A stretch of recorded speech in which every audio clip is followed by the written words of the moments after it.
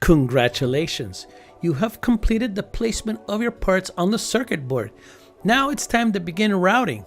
Traditionally, after days of routing, the electronic engineer would generate a 3D stub file of the PCB and hand it off to the mechanical engineer just to make sure that your LEDs and your connectors and all your parts are correctly aligned with the enclosure.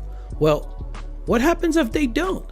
Well, maybe the mechanical engineer forgot to give you the latest outline for the PCB, causing a new set of instructions to move components, hoping that the electronic engineer can interpret them correctly. Or maybe begin another set of error-prone file conversions.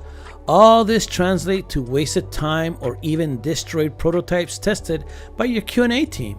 Stop wasting time and money and make sure that everyone involved in the project has the latest project iteration without file conversions. With Fusion 360, we strongly suggest exporting the 3D model of your circuit board before spending any time routing.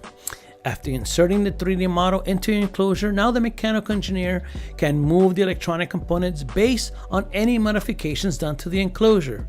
The edit and place capabilities allow the mechanical engineer to move parts using the PCB grid and with the added option to reflect the changes directly to the PCB in real time.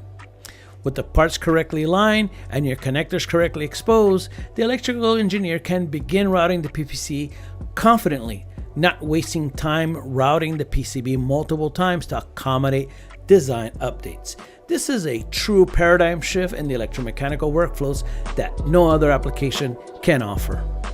All this and more with Fusion 360.